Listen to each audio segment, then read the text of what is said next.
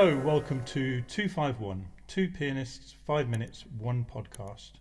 And this is actually the first of a new series of podcasts that we're doing. And we're going to be talking today about a jazz-related film. This is kind of like a new strand that we're introducing. And the film we're going to be looking at today is The Fabulous Baker Boys. My name's Nick Tomlin. And my name's Simon Whiteside, and this is 251.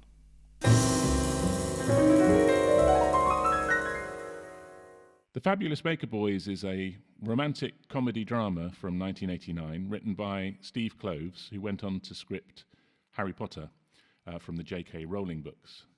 The Fabulous Baker Boys, they're a piano duo, and they have early success, and that's probably the flush of youth and the fact that there were more people into that sort of thing, the variety show sort of act. But then they fall on hard times, and the two brothers are played by two brothers in real life. Jeff Bridges, who plays Jack, and Frank is played by Bo Bridges. Frank is the stable guy, the married kids, big house, does all the business for the band, takes all the responsibility. Jack is the free spirit, short-term relationships. All of his relationships are a bit precarious, like his dog's ill. There's a sort of waif and stray girl from the flat above who sort of is substituting him for a rather unstable father figure, that sort of thing. Anyway, in order to increase the band's luck, they bring in a female singer called Susie Diamond, and she's played by Michelle Pfeiffer. And I think we'll talk about, and that sort of throws a slight spanner into the works, but it also gives them great success temporarily. Anyway, we'll talk about we won't give away the entire plot, but let's talk about the film as it is in terms of what it does. So, Nick, what are your thoughts?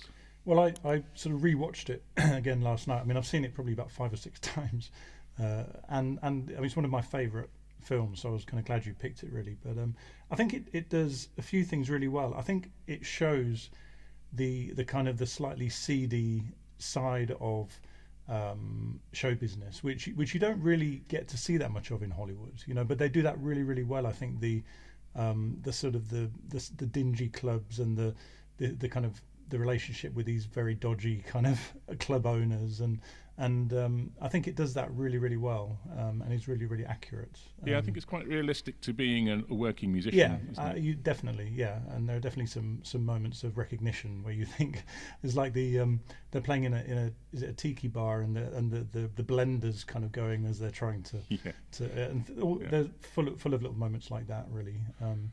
And I always think of it as almost like it's playing with the trope of almost like the married man having an affair, except that basically they're two brothers. The marriage is the two brothers in a way, and they're like almost like a married couple, aren't they? The way they kind of bicker and well, there's that sibling. Let's talk about a few. I'll tease out a few of the main themes. So I think there are dualities going on lots of levels: creative freedom versus stability, business versus talent, family group versus independence, and I think that Jack is a fulcrum figure, and he is the fulcrum for his brother, the girl upstairs, his dog, Susie Diamond, and he's the kind of vocal, he's the one who speaks really to all of those ideas. But he's also got this creative drive, hasn't he, to try and be a better. He kind of wants to play jazz, but doesn't play jazz. And it's also suggested that he's probably the more talented of the two. The two brothers. I think there is that. That's definitely a suggestion. We should say a bit about the score, because it is quite a jazzy score, isn't it? It's by Dave Grusin, and it's also got lots of great studio musicians in there. And there are 27 songs in the actual film. But there are people like Ernie Watts, Lee Ritner, Brian Bromberg, Harvey Mason, and it's a really good film about jazz. Anything to add before we sign off?